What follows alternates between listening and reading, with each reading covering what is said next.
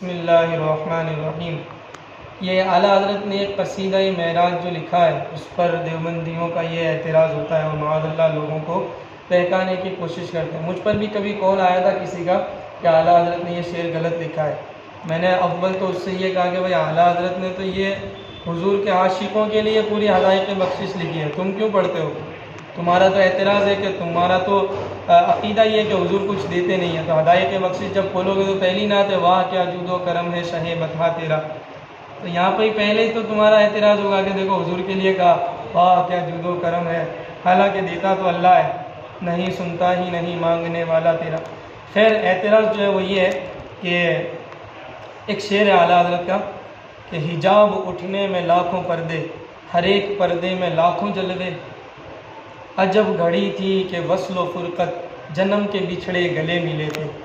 اب یہاں پر اعتراض یہ کرتے ہیں کہ دیکھو معاذ اللہ پاک اور حضور کے لیے یہ کہا کہ جنم کے بچھڑے گلے ملے تھے، تو اللہ کا جنم ثابت کیا ہے؟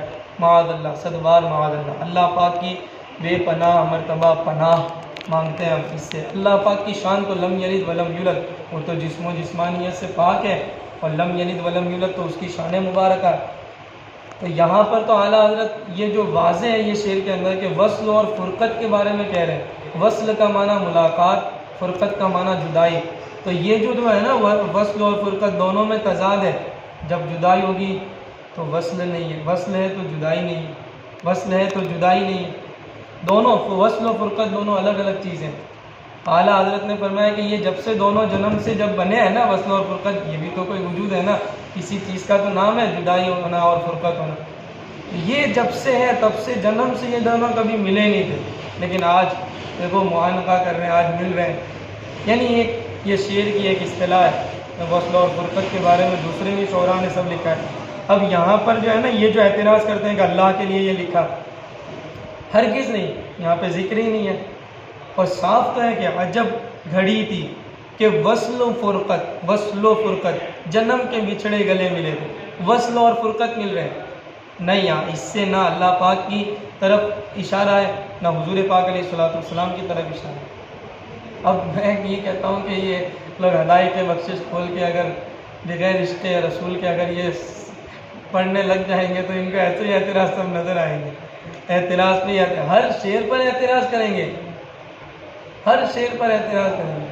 تو اچھا یہ ہے کہ اعلیٰ حضرت کا کلام پڑھنا ہو تو عشق رسول کی عینک لگا کر، دل میں رسول پاک کی محبت کی شمع جلا کر کوئی حضور کی نعتیں پڑھے، تب اس کو پتہ چلے گا اور اچھا بھی لگے گا، دل پر اثر بھی کریں گے یہ کلام۔ تو یہ خیر یہ کوئی اعتراض بے جا اعتراض ہے، بکواس ہے اور فضول ہے یہ اعتراض کہ بھائی یہاں وصل و فرقت کی بات ہو رہی ہے اور تم معاذ اللہ لوگوں کو گمراہ کر کے کہہ رہے ہو کہ اللہ کی شان میں یہ لکھا۔ نہیں، معاذ اللہ۔ اللہ پاک کے کتنے مقبول بندے کا نام امام احمد رضا، اور توحید جس کا نام ہے، تو اعلیٰ حضرت تو توحید تو خود کتنے زبردست معلم ہے توحید، تو انہوں نے ہمیں بھی سکھائی ہے کہ اللہ کی توحید کیا ہوتی ہے، اللہ کی وحدانیت کیا ہوتی ہے۔ اور علم کلام، علم عقائد پر اعلیٰ حضرت نے کتنے سارے فتاوے لکھے الحمدللہ۔ تو معاذ اللہ یہ گستاخی نہیں ہے، کیونکہ اللہ پاک کی طرف تو یہ اشارہ ہی نہیں ہے نا جنم کے بچھڑے گلے میں، وصل و فرقت کے بارے میں یہ بات ہو رہی ہے۔ تو ایسا نہیں کرنا چاہیے، دشمنی میں بھی لوگوں کو اس حد تک نہیں چلے جانا چاہیے کہ بات ہو کسی اور جگہ کی اور اس کو منسوب کر دو کسی اور جگہ پر۔ اللہ پاک ہمیں ایسے بد عقیدوں اور بد زبانوں کی بد گوئی اور بد زبانی سے اللہ پاک ہماری حفاظت فرمائے، اور اعلیٰ حضرت امام اہل سنت کا سچا غلام ہمیں بنا کر رکھے، اور اعلیٰ حضرت کی تعلیمات پر ہمیں خوب عمل کرنے کی توفیق عطا فرمائے۔